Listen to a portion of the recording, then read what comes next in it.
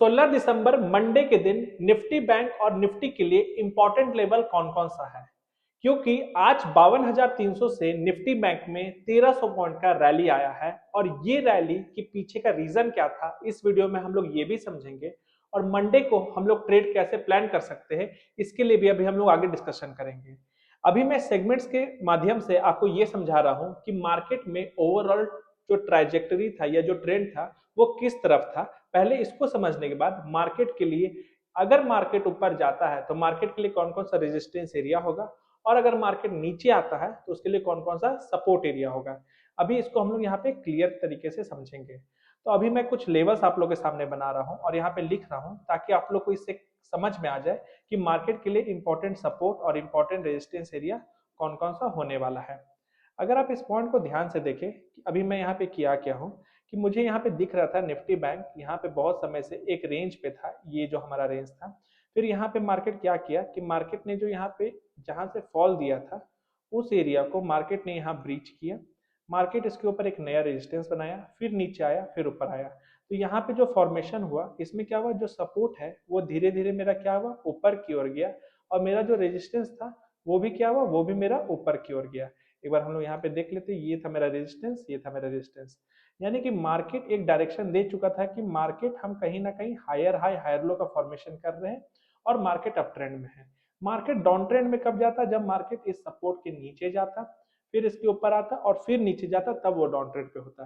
तो मार्केट अपने सपोर्ट के नजदीक आया तो ये आपके लिए एक बाइंग इन अपॉर्चुनिटी था।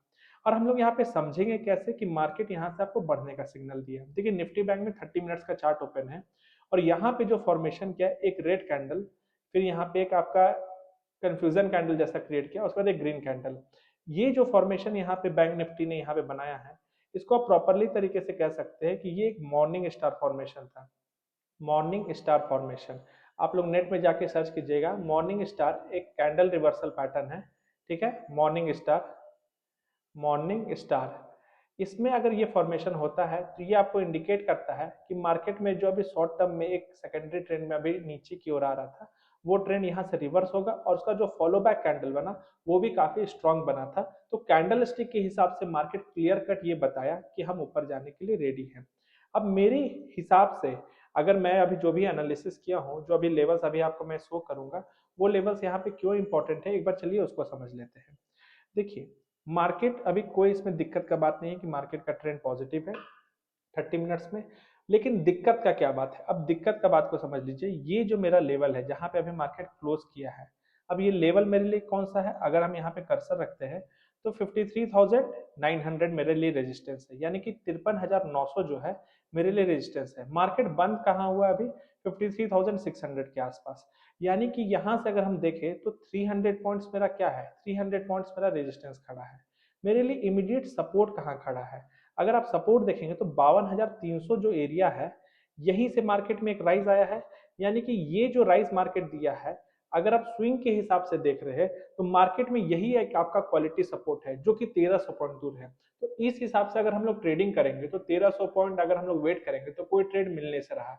तो हम लोग अभी कुछ ट्रेंड लाइन की मदद से कुछ पॉइंट्स निकालने का कोशिश करेंगे। अगर मार्केट वहां पे आए और वहां पे अगर छोटे टाइम फ्रेम में कैंडल्स आपको दिखे कि मार्केट सपोर्ट ले रहा है, तो वहां से हम लोग ऊपर के लिए ट्रेड प्लान कर सकते हैं। तो इसमें मैंने क्या किया है कि ये जो रेजिस्टेंस एरिया है मार्केट में, देखिए ये रेजिस्टेंस एरिया है, ये रेजिस्टेंस एरिया है, ये रेजिस्टेंस एरिया है। जब लोग इसको ज्वाइन किए तो उससे ये पॉइंट पता चलता है कि अगर कल मार्केट मंडे के दिन यहाँ पे आता है जो कि है 53,400, और यहाँ पे मान लीजिए डोजी जैसा कैंडल बना, फिर एक ग्रीन कैंडल बना, तो यहाँ से हम लोग एक ऊपर के लिए ट्रेड प्लान कर सकते हैं। ये होगा आपका पहला एंट्री। यहाँ पे हम लोग का क्वांटिटी साइज करेंगे कम, क्योंकि यहाँ पे क्या है, ये पहला एंट्री पॉइंट है। दूसरा सेकेंडरी एंट्री पॉइंट कहाँ पे होगा, देखिए अब ये सपोर्ट एरिया, ये सपोर्ट एरिया को हम लोग ज्वाइन करेंगे तो यहाँ पे ये पॉइंट निकल रहा है 53,075, 53,075 आपका दूसरा सपोर्ट एरिया है। अब इस सपोर्ट एरिया से इस सपोर्ट एरिया का अगर आप डिफरेंस निकालेंगे तो लगभग आपको 325 पॉइंट का आ रहा है। यानी कि बैंक निफ्टी में ये अच्छा खासा पॉइंट है कि अगर मान लीजिए बैंक निफ्टी कुछ समय के लिए यहाँ से भी आके मुड़ रहा है तो आपका प्रीमियम डिके हो सकता है, आप वहां पे ट्रैप हो सकते हैं। तो इस बात का ध्यान रखना है कि मंडे मार्केट में वोलेटिलिटी रहेगा कि नहीं रहेगा, वो मार्केट को डिसाइड करने दीजिए। हम लोग स्ट्रिक्टली अपने सपोर्ट एरिया पे ही काम करेंगे। मार्केट अभी अप ट्रेंड में है तो हम लोग को सपोर्ट एरिया पे बाई करना है।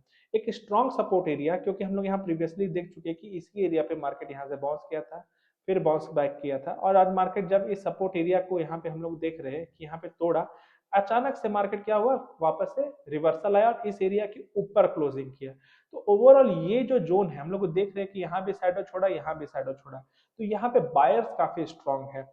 तो 52,850 से लेकर 53,000 जो है वो एक स्ट्रांग सपोर्ट एरिया है। किसी कारण मार्केट गैप डाउन खुले, मार्केट यहाँ पाए, तो हमारा पहला क्या होना चाहिए, यहीं पे हम लोग यहाँ पे क्वालिटी बेस से रिस्क लेंगे, क्योंकि यहाँ पे भी एक ट्रेंड लाइन है, यहाँ पे भी सपोर्ट एरिया है। तो जितना इस ट्रेंड लाइन के, ये वाला जो लाइन देख रहे हैं, जितना इस लाइन के करीब लेंगे, यानी कि 53,100 से लेके 52,850 के एरिया के नजदीक लेंगे, उतना छोटा आपका एसएल रहेगा इंट्राडे के लिए। और रिवॉर्ड क्या होगा, आपको यहाँ मैंने दिखा रहा हूँ 53,900, इतना बड़ा आपका रिवॉर्ड होगा।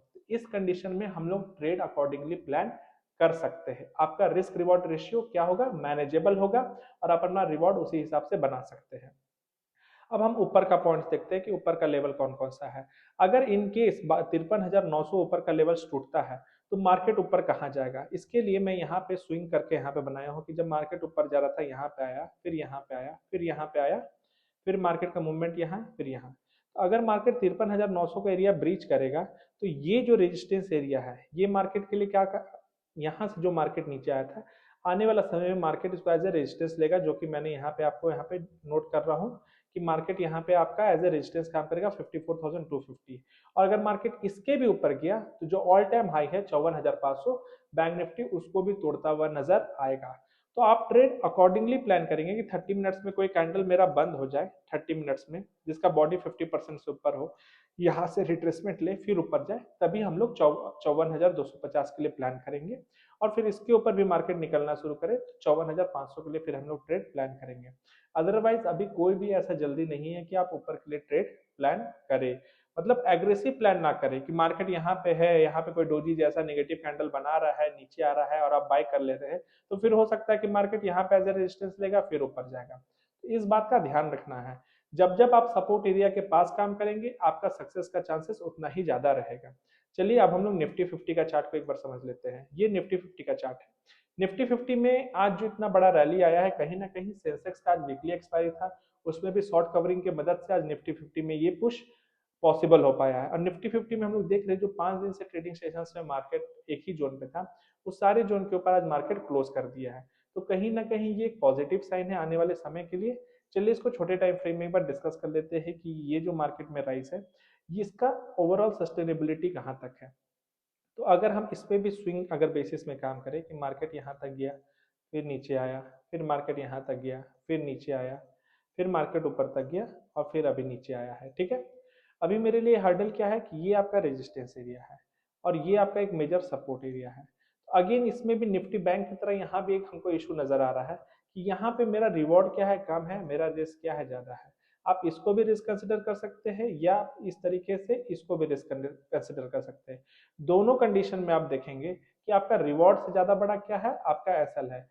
इस कंडीशन में यहाँ ट्रेड करना ज्यादा फेवरेबल नहीं होगा। इट्स बेटर कि मार्केट थोड़ा सा करेक्ट हो। नहीं तो आप एक प्लान कर सकते हैं कि इसके ऊपर कोई 30 मिनट्स में कैंडल जिसका 50% बॉडी इसके ऊपर क्लोज हो, मार्केट यहाँ पे आए, फिर ऊपर जाए, तभी आप ऊपर के लिए ट्रेड प्लान करेंगे। चलिए सेगमेंट्स में हम लोग यहाँ बना के देखते हैं कि अगर मार्केट नीचे आता है तो मार्केट के लिए एक अच्छा सपोर्ट एरिया कौन सा हो सकता है। उस हिसाब से देखिए कि अगर यहाँ पे निफ्टी 50 आता है तो ये आपका सपोर्ट एरिया होगा, जो कि आ रहा है 24,627। तो 24,627 आपका पहला एंट्री पॉइंट होना चाहिए निफ्टी 50 में, क्योंकि यहाँ पे आप लेंगे तो आपको दिख रहा है कि मार्केट इसी जोन पे देख रहे हैं ना, दो कैंडल को ये यहीं पे मैच कर रहा है। तो ये मेरे लिए आने वाला समय पे एक अच्छा सपोर्ट एरिया हो सकता है। दूसरा सपोर्ट एरिया हम इसी को कंसिडर करेंगे, और ये लेवल जो आपका निकल के आ रहा है वो आ रहा है 24,485।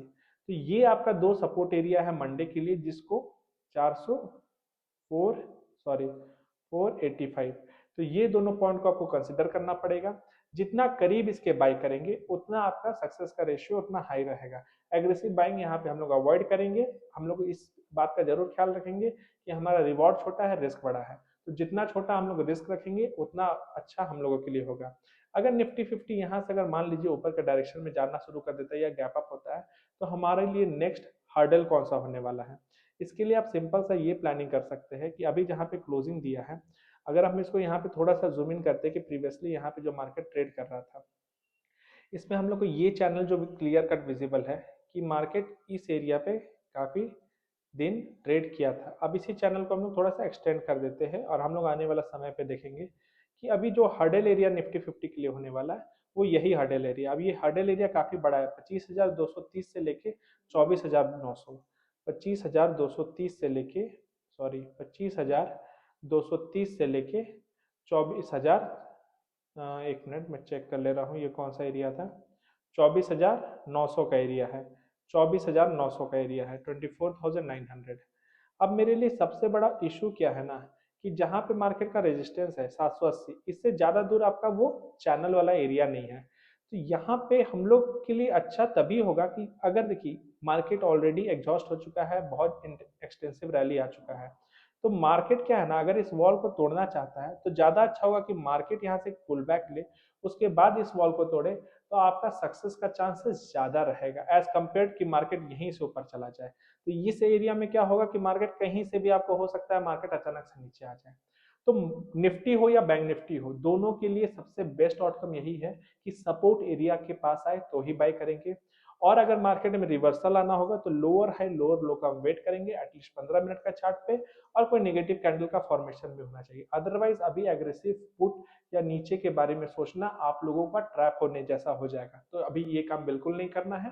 मंडे को हम लोग ऊपर की ओर ही प्लान करेंगे, ज्यादा नीचे की ओर प्लान नहीं करेंगे, नीचे आएगा तो वहां हम लोग ऊपर के लिए ही ट्रेड अकॉर्डिंगली एग्जीक्यूट करेंगे। आज का वीडियो में बस इतना ही, फिर हम लोग मिलेंगे ट्यूसडे को, मंडे शाम को ट्यूसडे के एनालिसिस के लिए। Thank you.